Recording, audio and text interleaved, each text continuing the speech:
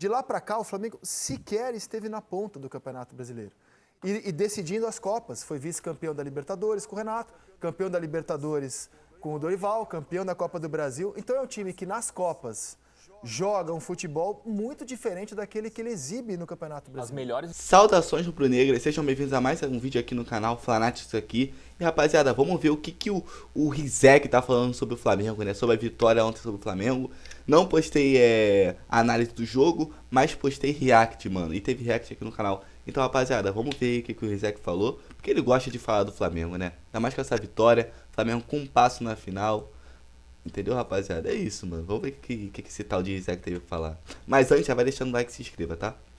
Você acha que a diferença de sábado para quarta-feira são ajustes táticos, a entrada do Felipe Luiz? Porque quando eu falo do Flamengo no Brasileiro, não é achismo, são números. A última rodada que o Flamengo liderou de Campeonato Brasileiro 2020. foi de 2020, que aliás é a única... Liderou 2 rodadas em 2020, são as 2 últimas. De lá para cá, o Flamengo sequer esteve na ponta do Campeonato Brasileiro. E decidindo as Copas. Foi vice-campeão da Libertadores com o Renato, campeão da Libertadores com o Dorival, campeão da Copa do Brasil. Então é um time que nas Copas joga um futebol muito diferente daquele que ele exibe no Campeonato Brasileiro. As melhores exibições do Flamengo do Sampaoli foram contra o Fluminense, o 0x0, na Copa do Brasil, o primeiro jogo.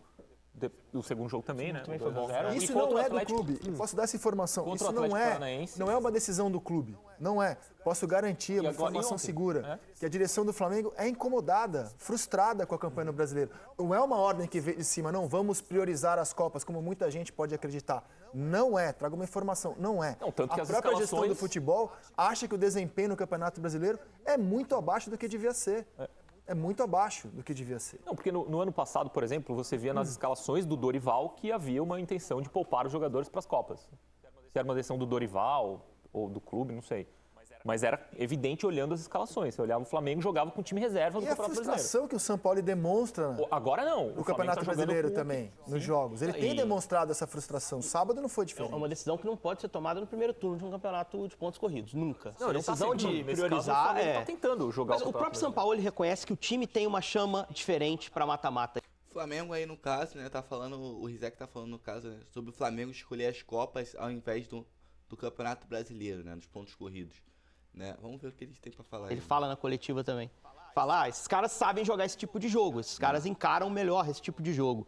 E acho que é natural, tem alguns elencos que são assim mesmo. Mas aí não é ideal. É claro que o Flamengo tem elenco para brigar, você abriu falando isso. O elenco forte do Flamengo respalda muito mais um campeonato de 38 rodadas do que um mata-mata. Até porque, Henrique, e a gestão de futebol do Flamengo sabe isso.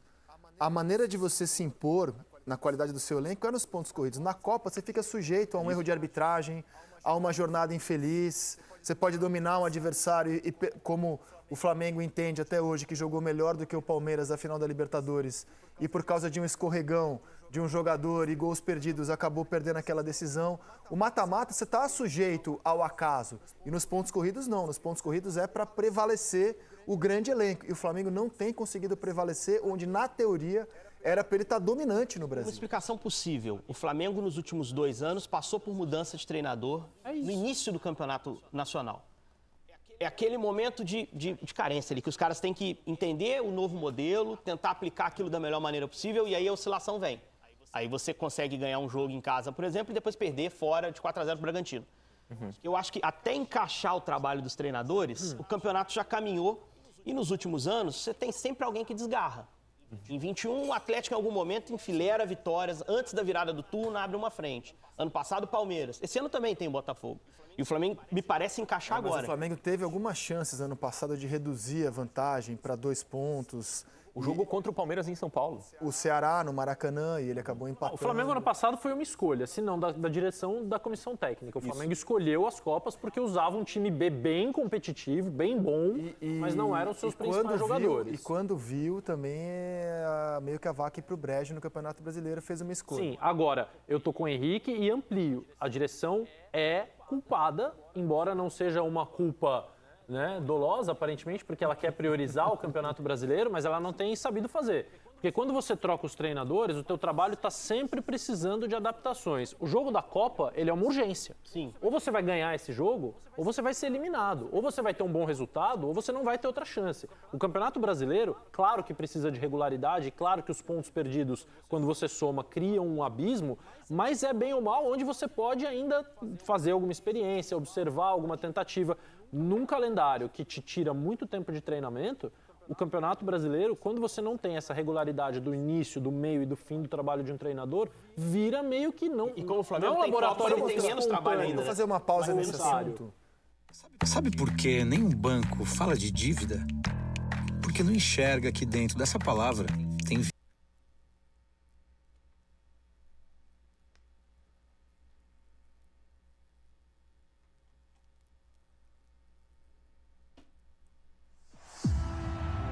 Ou seja, a gente pode afirmar com esses números que quando o quarteto está em campo na Copa do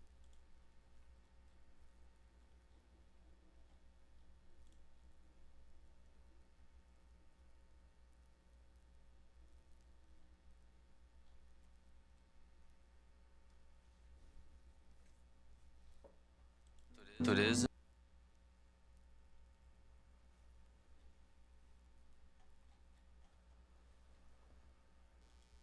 Se pegar essa imagem da câmera atrás do gol, pra gente ver, levava pra onde... Antecipar, claro. Ela ou tem que antecipar, ou tem que aproximar das entrevistas do Renato. Mas a de ontem, eu aplaudi no troca de passe. Libertadores, e que isso seria um grande troféu para o Brasil, Libertadores e Mundial. Ou seja,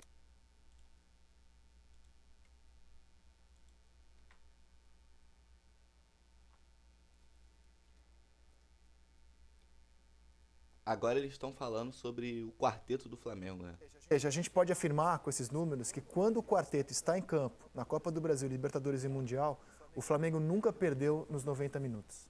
Ele só foi conhecer derrotas. São 17 jogos, 12 vitórias, 3 empates e as 2 derrotas na prorrogação para Palmeiras e Liverpool.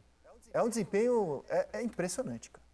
É muito impressionante. Passa pelo entrosamento, a capacidade deles e o poder de decisão desses caras, né? Ontem a gente estava debatendo aqui o quanto o Renato foi decisivo no jogo da Arena.